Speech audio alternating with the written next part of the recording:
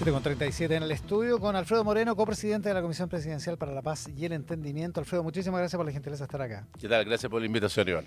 ¿Está decepcionado, desanimado? No, para nada. No le entran balas. Un poco golpeado puede ser, pero al contrario, esto es una tremenda labor muy necesaria. ¿Sabe de qué le estoy preguntando? ¿De la reacción al Sí, por supuesto. Nadie dijo que esto iba a ser fácil. Este es un conflicto que lleva muchísimos años, con una enorme violencia, además, a partir de hace unos 30 años atrás. Si fuera fácil, se habría resuelto hace tiempo. Así que sabíamos que iba a ser difícil. Hemos tenido un trabajo muy arduo durante 2 años casi, con personas muy diversas que se suponía que era imposible que se pusieran de acuerdo, y hemos logrado un acuerdo bastante amplio. Y creo que es fundamental que nos concentremos a mirar si esto es conveniente o no es conveniente y qué pasaría si no lo hacemos, qué va a suceder hacia adelante. Ese es el llamado que nosotros hacemos.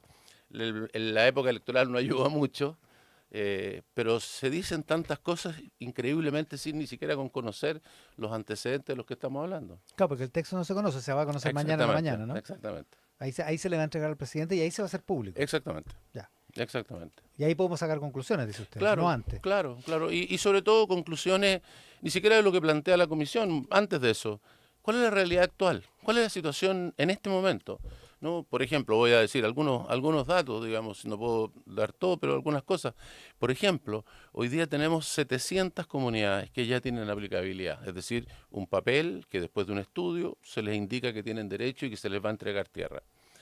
Tenemos 1.200, 1.300 que están en el proceso. Ese proceso de solicitud y de búsqueda de esta aplicabilidad, prácticamente a casi todos les dicen que sí, pues los requisitos son muy pocos. O sea, tenemos del orden de 2.000 comunidades, lo cual significa casi 400.000 hectáreas que estarían comprometidas ya. Se hace mucha cuestión del costo de esto. El costo no es una idea de la comisión ni una propuesta, es un costo que ya tenemos y que no hemos mirado y que está ahí, y que adicionalmente a eso crece todos los días, porque todos los días hay nuevas comunidades que ingresan al sistema. Claro, porque el sistema es así ahora, no hay límite. No hay límite en el número de comunidades, ni tampoco hay límite en el número de las familias por comunidad, porque la norma actual señala que solo, digamos, se puede, digamos, actualizar el número de familias en una comunidad cada 6 años. Y resulta que los plazos hoy día, que es otro de los problemas enormes y que genera una enorme frustración en las comunidades, es que les entregan este papel y los tiempos de demora actuales son entre 20 y 25 años. Es decir, la comunidad que hoy día está recibiendo una tierra recibió este papel que dice que se le iba a entregar hace 20 o 25 años. Fíjate tú la desconfianza, la agresividad y los problemas que eso genera. Con los cálculos que vamos a entregar mañana muestran claramente que esto puede, con suma facilidad va a superar los 100 años. O sea, este sistema es un sistema en el cual es una especie como de autoengaño que tenemos, en el cual entregamos papeles, pero eso es una especie de compromiso que nunca se cumple, y que si hoy día no se cumple, no se va a cumplir menos todavía hacia adelante. Y que va a seguir aumentando en la cantidad, de papelitos, por decirlo así. Exactamente, y en los recursos, ¿no es cierto?, que finalmente el Estado va comprometiendo. Entonces, lo único que ha hecho la Comisión es tomar eso y decir, mire, ¿de qué manera podríamos hacer esto de una manera que cautele los derechos de las personas mapuches que están en estos procesos, que cautele los intereses del resto de los chilenos que tienen que financiar esto, que tenga además en consideración el resto de las personas que viven en esas regiones, claro, y donde se produce también, y donde, por supuesto, y que cuyos derechos colisionan, porque para que una persona tenga un campo, dado que el Estado no tiene grandes extensiones de tierra, hoy día depende de un privado que quiera vender, y se produce una presión porque la comunidad solamente puede obtener esa reparación si logra que alguna persona venda y que mande una carta diciendo, oiga, yo estoy dispuesto a vender. Pero luego de eso esas personas lo hacen libre y voluntariamente. ¿Podemos seguir con un sistema como ese cuando las cantidades van creciendo y creciendo? Es decir, las presiones van a seguir aumentando. ¿Y el sistema que propone el acuerdo de la Comisión es un sistema que tiene límites, que permite finiquitar el asunto? Exactamente, o sea, lo que hace exactamente es decir, mire, detengamos este sistema aquí, veamos cómo resolvemos cada uno de los puntos, qué es lo que hacemos con las personas que ya están en el sistema, cómo podemos respetar los derechos que tienen esas comunidades, cómo resolvemos los problemas de las personas que podrían haber postulado, cuáles son esos grupos, cuáles son los límites que se pueden, digamos, tener, cómo resolvemos el problema de las demoras excesivas que esto tiene. Es decir, no podemos decir que a una persona que le digamos que le vamos a entregar una cosa y que ese beneficio lo obtenga en 100 años más. Van a haber Absurdo. pasado varias generaciones. Claro. ¿Cómo hacemos que eso se adelante? Y además de eso, ¿cómo eliminamos que eso sea a su vez una presión insostenible sobre el resto de las personas que viven en la región? Y para eso entonces, por ejemplo, se amplían y se modifican cuáles son las reparaciones que se pueden entregar. Hoy día solo se puede recibir tierra. Muchas de las comunidades que fueron a hablar con nosotros a la comisión nos dijeron, mire, yo quisiera otra cosa. Yo ya vivo en Temuco, yo ya soy una persona que tengo una cierta edad. Y por eso Preferiría una casa. eso, surge la idea de una casa Por o del supuesto. pago de una hipoteca o ese tipo de cosas. Exactamente, todas ellas, todas las que tú mencionas y también, ¿por qué no? Muchos nos dijeron, mire, yo a mí lo que me interesa es que mi hijo salga adelante. Igual como le sucede a cualquier otra persona en este país. La aspiración es que mi hijo vaya a la universidad, que pueda tener una carrera. Ayúdeme a poder financiar eso. No necesariamente, digo, otros dicen, yo lo fundamental es la tierra y está muy bien, pero hay otros que no. Entonces, ¿por qué no diversificamos esto? Y luego de eso, ¿por qué no decimos también después de un cierto tiempo en que a lo mejor las alternativas que podemos ofrecer no sean satisfactorias para determinadas personas? ¿Por qué no le damos los recursos a ellos para que hagan lo que estimen conveniente? Entonces también se propone eso. Estamos hablando de una verdadera revolución respecto del sistema que hoy día tenemos. Entonces, a veces la gente cuando habla sobre este tema no se da cuenta primero de cuál es la realidad que vivimos y la que vamos a crecientemente vivir, que es cada vez peor para las comunidades mapuche y para el resto del país y para el resto de los habitantes. Y segundo, tampoco conoce lo que estamos, digamos, planteando, que es, como digo, poner límites, diversificar y hacer que además esta relación entre lo que demandan las comunidades mapuches y lo que es la realidad de los propietarios actuales se distancie y que no funcione como funciona hoy día, donde el sistema termina incentivando la presión sobre determinados propietarios para que finalmente acepten vender un campo. Volvamos al asunto de la presión, pero una cosa antes, para llegar a un acuerdo la gente tiene que salir de sus posiciones porque si no, no se llega a ningún acuerdo o no se llama acuerdo. En este caso, un movimiento de oposición del pueblo mapuche ha sido cambiar el destino de las tierras. Es decir, que la tierra no sea solo propiedad, sino que también se pueda arrendar, tenga otros usos, digamos, ¿no? Bueno, mire, eso es otro cambio sustantivo que proponemos. Yo fui ministro de Desarrollo Social, hicimos una consulta indígena y propusimos que se pudieran arrendar las tierras. No pudimos ni siquiera terminar la consulta. La oposición fue una cosa tremenda. Quemaban los locales, no podíamos realizar ni siquiera explicarle a las comunidades cuál era la propuesta. Hoy día tenemos un grupo tan diverso como el que tiene la comisión, en el cual, por unanimidad, porque aquí hay unanimidad, incluido Sebastián Navellán, estamos proponiendo que las tierras de las comunidades indígenas puedan ser utilizadas para lo que ellos estimen conveniente, como cualquier chileno, que puedan hacer cualquier tipo de contrato. La única limitación es que no excedan 25 años, porque si no, nos empezamos a acercar, ¿no es cierto?, a que esta cosa puede parecerse una venta, ¿no? Mm. Y la venta, y eso sucede en todos los países, las tierras indígenas no se pueden vender a personas distintas a los indígenas. Entonces, pero se abre absolutamente lo que ellos puedan hacer.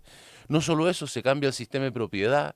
El sistema de propiedad que ha sido colectivo, porque ni siquiera es comunitario. El sistema actual obliga a que las personas tienen que hacer una personalidad jurídica, firmar, con un estatuto que se les entrega, que los obliga a operar por unanimidad, que nada tiene que ver con cómo son las comunidades mapuches, que ellos tienen otro sistema de decisión.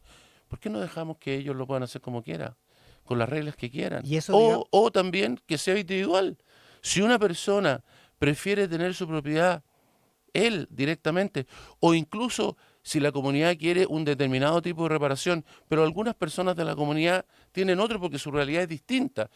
Las comunidades son como familias ampliadas, ¿no? Es un tronco familiar. Entonces, hay algunos que claro, pueden y a tener veces hay y diferencias. que se van a vivir a otro lugar, porque van a estudiar, porque tienen otra edad, porque tienen otro interés. Y todo esto es un cambio de posición, digamos, Exactamente. de gente que Y antes... todo eso, pero todo eso además, digamos, apoyado por un espectro tan amplio como el que tiene esta comisión. Estamos con Alfredo Moreno, copresidente de la Comisión para la Paz y el Entendimiento. A propósito de la presión, Evelyn Matei y Mario Desbordes ayer como portavoz de Evelyn Matei en Mesa Central ponía el acento en que aquí no se habla de terrorismo y que no se habla de reparación a las víctimas. A propósito de la presión que sufren muchísimos propietarios que terminan vendiendo. No conozco esas declaraciones, pero quisiera hacer dos precisiones. La primera, y esto tiene que ver con el tema que mencionábamos de no conocer, digamos, el detalle. En primer lugar, la comisión se ha abocado a lo que nos han pedido, ¿no? Lo que nos han pedido expresamente. Ha dejado afuera el tema de la seguridad, el tema del terrorismo, el tema de, digamos, todos esos temas han quedado en manos del Congreso, el Ejecutivo, que estaba trabajando en esto. Se nos ha pedido colaboración en encontrar acuerdos en otros elementos. Y por lo tanto, el tema del análisis de lo que sucede en materia de seguridad, qué se debe hacer, no corresponde a la comisión. Yo personalmente considero que hay terrorismo en esta zona, considero que efectivamente hay que tomar medidas que son muy importantes respecto de esto, pero no es la tarea que se nos ha encomendado. Eso es lo primero. Lo segundo, respecto a la reparación de las víctimas.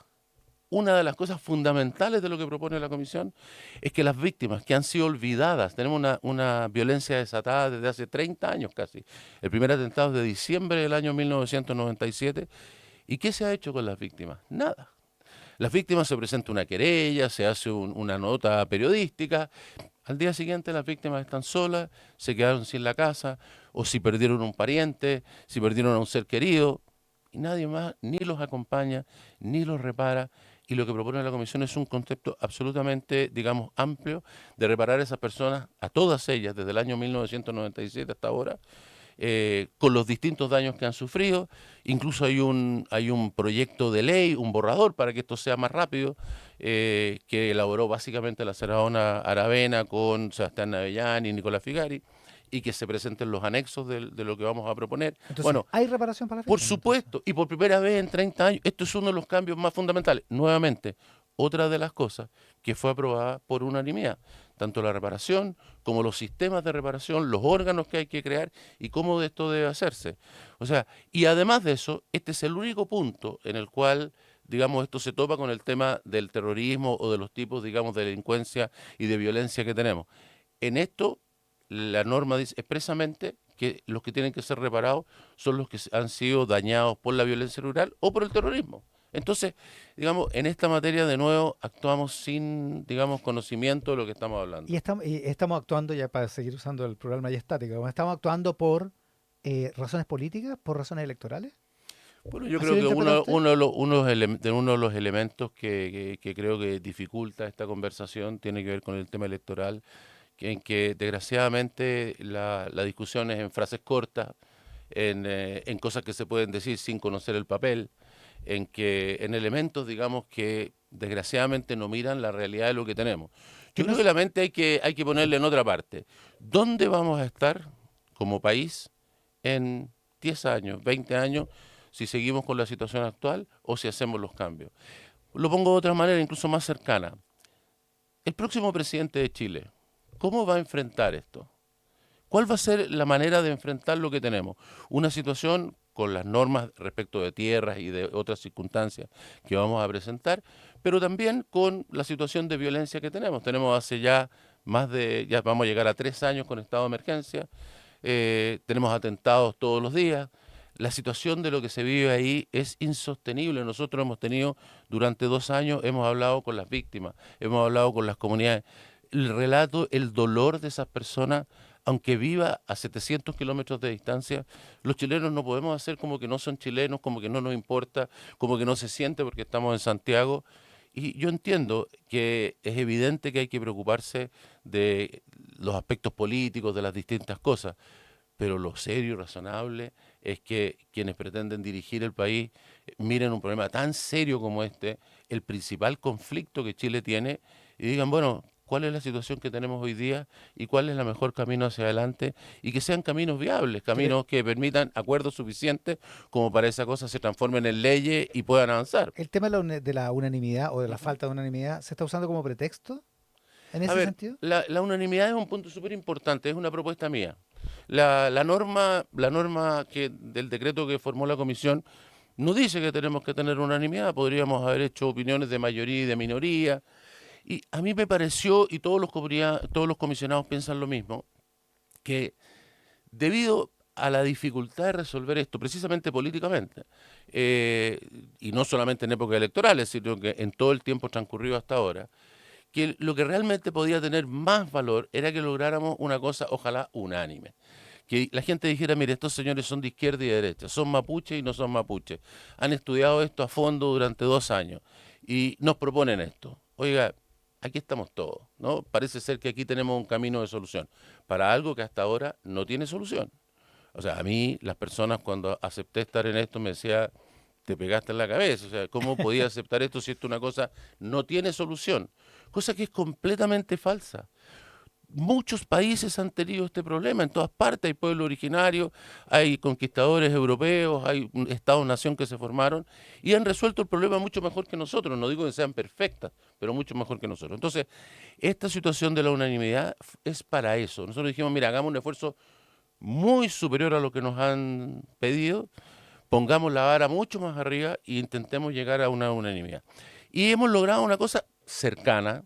Debo decir que Sebastián Avellán, y aprovecho de decirlo, hizo un trabajo estupendo durante todo este tiempo. Trabajamos codo a codo, particularmente él conmigo. Tuvo una diferencia en un punto, que es un punto sustantivo, importante, que costó mucho. Quizás los últimos 10 días fueron buscar distintas soluciones. Yo no pretendo decir que es la solución perfecta porque van a venir aquí consultas, el Congreso, se podrá buscar una mejor manera, si es que se busca una mejor manera. Y luego de eso, como no se encontró una respuesta satisfactoria, optó por decir, bueno, entonces otras cosas que estaban totalmente aprobadas por él, prefiero votarlas en contra y hacer presente que si no está resuelto esto, entonces a lo mejor estas otras cosas no calzan. Así que incluso Sebastián hizo un esfuerzo de acercamiento, de trabajo, de comprensión de lo que pensaban las personas del frente, muy sustantivo. Entonces, el tema de la unanimidad, digamos, para mí, creo que lo importante es mostrar que personas muy diferentes en un tema tan complejo como esto sí pueden alcanzar grandes acuerdos. Dicho así, entonces no es preciso lo que dice José Antonio Caz, que dice, nosotros firmamos este acuerdo porque concurrió el Partido Republicano al acuerdo que permite crear Ujú. esta comisión, con la unanimidad como candado, como una especie de seguro. Bueno, cuando él concurrió no había unanimidad. Así que, digamos, esto es una decisión de Es la... impreciso, por lo menos. Claro, la decisión de la unanimidad es algo que está, digamos, muy posterior y un acuerdo interno de la comisión ya formada. Pero en todo caso, yo, más allá de eso, sí, el reglamento interno que nosotros nos dimos establece la unanimidad, así que las conclusiones oficiales de la comisión son lo que se votó por unanimidad, ese no es el problema.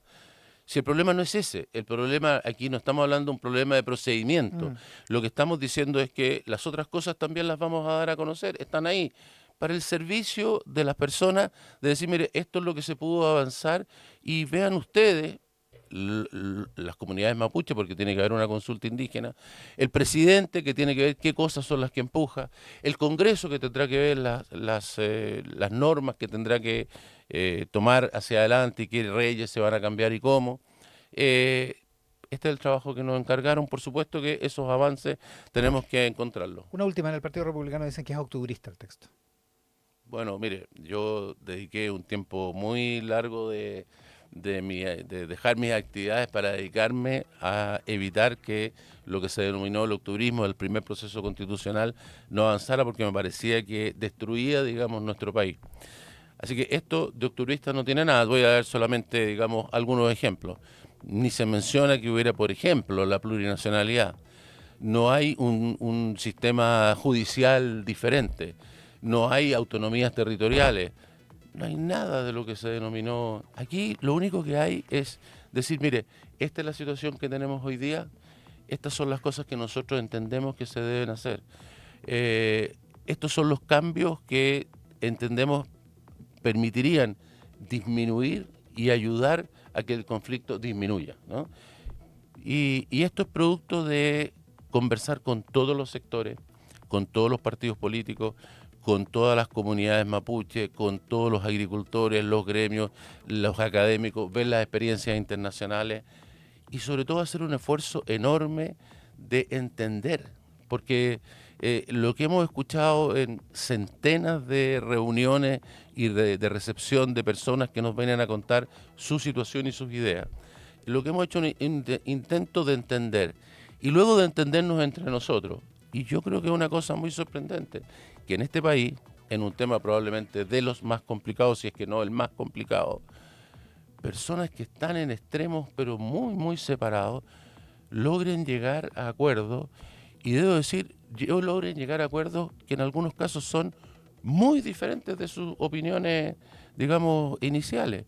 ¿Quién habría pensado que esta comisión, con la composición que tiene, iba a estar proponiendo, por ejemplo, que el uso de las tierras se haga libremente, que se puedan ampliar a otras cosas distintas de la tierra las reparaciones, que se cambie el sistema de compra, en fin, que se limite y se especifique quiénes son los beneficiarios, que se reduzcan los tiempos para poder entregarle las reparaciones y se cierre este problema y podamos seguir adelante todos como chilenos? Entonces, yo creo que están aquí, y sobre todo con este valor de este amplio acuerdo, aunque en algunos puntos no tenga la total unanimidad, una posibilidad sobre la cual, una base sobre la cual podemos caminar, cambiar esto y resolverlo. Alfredo Moreno es el copresidente de la Comisión para la Paz y el Entendimiento, que entrega mañana en la mañana su informe al presidente de la República. Alfredo, muchísimas gracias por la gentileza. Gracias, Iván, por la oportunidad de poder contar un poco lo que ha sido este largo trabajo. Una pausa, volvemos de inmediato con el Ratback.